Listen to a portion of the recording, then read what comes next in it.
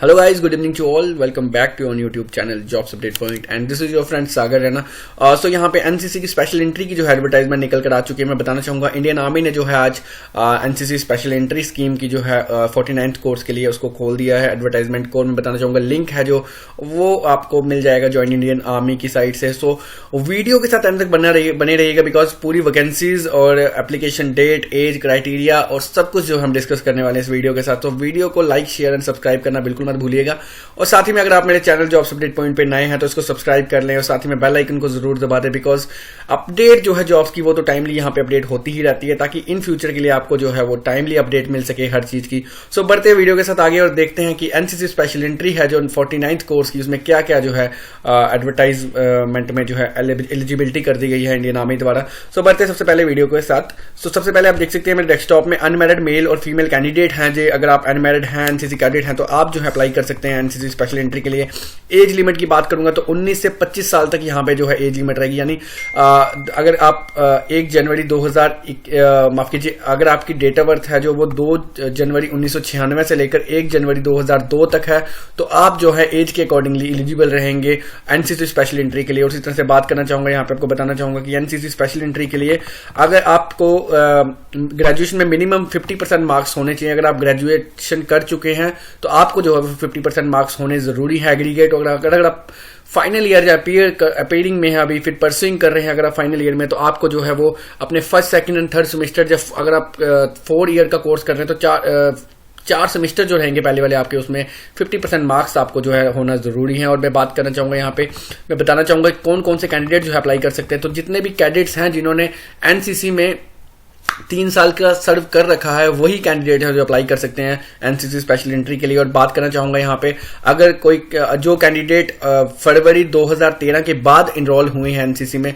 वही है जो वो 3 साल का उनको एनसीसी में सर्विस होनी चाहिए। यानी आपने एनसीसी में एज अ कैडेट या as a senior under officer work किया होना चाहिए। और बात करूंगा यहाँ पे 2 साल उन कैंडिडेट्स के लिए रहेगा जिन्होंने 23 मई 2008 से लेकर 21 फरवरी 2013 तक जो है एनसीसी का पीरियड कंप्लीट कर रखा है। सो बढ़ते इस वीडियो के साथ आगे देख सकते हैं आप मेरे सामने क्वालिफिकेशन आपको बता दी है मैंने, एज यहाँ पे बता दी है। मैं आपको बताना चाहूंगा यहाँ पे जितने भी ग्रेजुएट कैंडिडेट हैं उनको जो है वो प्रोविजनल या डिग्री सर्टिफिकेट इशू करना होगा 1 अप्रैल 2021 तक, क्योंकि अप्रैल 2021 का जो बैच रहेगा। और मैं बताऊंगा जितने फाइनल ईयर्स के स्टूडेंट्स हैं आपको अगर प्रोविजनल या डिग्री सर्टिफिकेट नहीं मिलता तो आपको एटलीस्ट मार्क्स कार्ड जो है वो शो करके बताना पड़ेगा कि आप जो है क्वालिफाई हो चुके हैं, बट जो है वो 1 अप्रैल 2021 से पहले होना चाहिए। मैं बताना चाहूंगा यहाँ पे एलिजिबिलिटी क्राइटेरिया में और भी बहुत सी चीजें हैं यहाँ पे देखने के लिए। अगर आप उस फैमिली से बिलोंग करते हैं जिसमें कि वार के दौरान आपके फैमिली मेंबर किसी की जो है कैजुअलिटी हो जाती है तो आप जो है वो एनसीसी स्पेशल एंट्री में भी अप्लाई कर सकते हैं बिकॉज स्पेशल कोटा जो है यहाँ पे उन पर्टिकुलर फैमिलीज के जो कैंडिडेट्स रहेंगे उनके लिए यहाँ पे दिया गया है। आप देख सकते हैं मेरे डेस्कटॉप में the vacancies under wards of battle casualty are available to ward unmarried son and unmarried daughter including legally adopted of battle casualty specified as killed in action, died of wound or injuries, wound or injured या missing। अगर आप इनमें से कोई भी आपकी family से इस कंडीशन से होकर गया है तो आप जो है अप्लाई कर सकते हैं इस एनसीसी स्पेशल एंट्री के लिए। और बात करूंगा यहाँ पे फर्दर जितने कैंडिडेट हैं तो आप देख सकते हैं 50% मार्क्स हैं जो आपको ग्रेजुएशन में होने चाहिए और आपको जो है एनसीसी सर्टिफिकेट होना चाहिए। अगर आप जो बैटल कैजुअलिटी में जो भी कैंडिडेट है जिनकी फैमिलीज से कोई भी अगर फैमिली मेंबर कैजुअलिटी हो चुकी है उसकी किसी बैटल के दौरान तो वो उनको है जो एनसीसी सर्टिफिकेट इशू करने की बिल्कुल जरूरत नहीं है। उनको जो है only on the basis of their qualification यानी कि ग्रेजुएशन होना जरूरी है और डेट ऑफ एज क्राइटेरिया मैंने आपको बता दिया। अगर उन दोनों में आप फॉल करते हैं तो आप जो है अप्लाई कर सकते हैं इन पर्टिकुलर पोस्ट के लिए। तो वैकेंसीज की बात करेंगे यहाँ पे तो एनसीसी मैन की बात करूंगा तो 50 वैकेंसीज जो है एडवर्टाइज की गई है इस एडवर्टाइजमेंट में, जिसमें 45 वैकेंसी जो है वो ओपन मेरिट कैटेगरी के लिए रहेंगे और 5 वैकेंसीज की बात करूंगा, माफ कीजिए 45 वैकेंसीज की बात करूंगा तो जनरल कैटेगरी के कैंडिडेट के लिए रहेंगी यानी एनसीसी कैंडिडेट्स के लिए। और 5 वैकेंसी की बात करूंगा तो जो बैटल कैजुअलिटीज हैं आर्मी पर्सनल की तो उनके लिए जो है 5 वैकेंसीज रहेगी। उसी तरह से बात करेंगे एनसीसी वुमेन्स की तो कुल मिला के 5 वैकेंसीज यहाँ पे एडवर्टाइज की गई हैं, जिसमें 4 वैकेंसीज जो रहेंगी जनरल कैटेगरी यानी एनसीसी गर्ल्स के लिए रहेंगी। और बात करूंगा एक कैटेगरी है जो वो wards of battle casualty of army personnel के लिए रहेगी। तो उसी तरह से टेन्योर आप देख सकते हैं मेरे डेस्कटॉप में, पहले 10 साल है जो आपको टोटली 14 ईयर्स का रेगुलर पीरियड होना चाहिए होगा आपका आर्मी के अंडर। और मैं बताना चाहूंगा यहाँ पे इनिशियल 10 साल है जो वो आपके रहेंगे नॉर्मली उसके बाद है जो एक्सटेंड किया जाएगा फर्दर पीरियड। और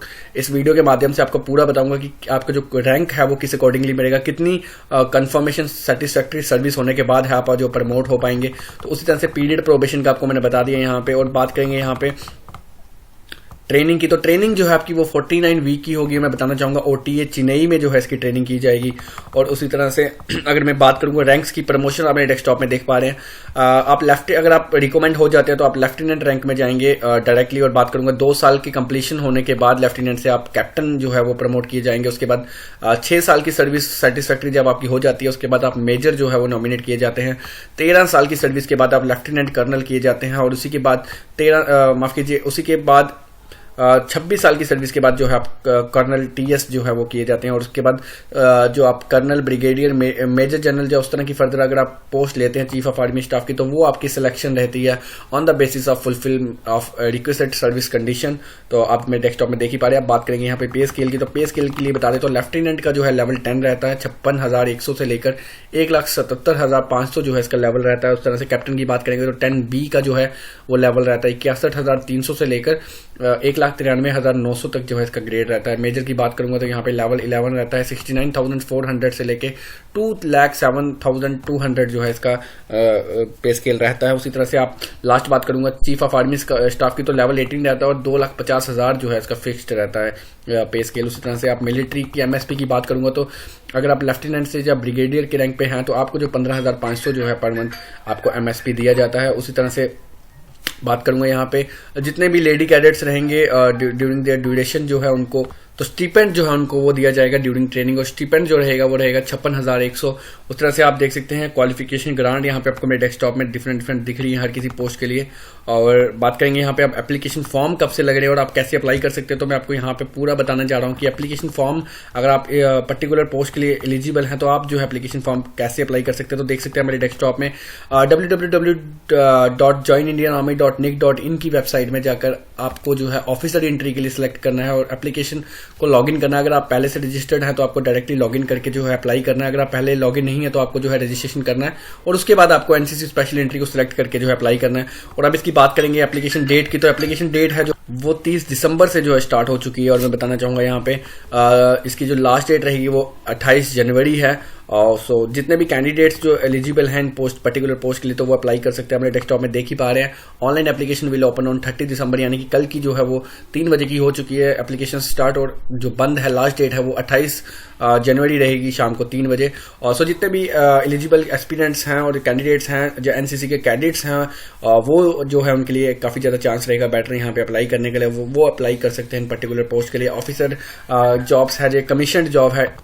सो जितने भी कैंडिडेट जो है अप्लाई करना चाहते हैं अगर आप एलिजिबल हैं तो आप अप्लाई कर सकते हैं। 28 जनवरी तक जो है इसके पास आपके पास टाइम पीरियड रहेगा इस पर्टिकुलर पोस्ट के लिए अप्लाई करने के लिए। और सो फिलहाल इस वीडियो में इतना ही। मिलते हैं अगली अपडेट और अगली वीडियो के साथ। तब तक के लिए goodbye. Thank you so much for watching this video.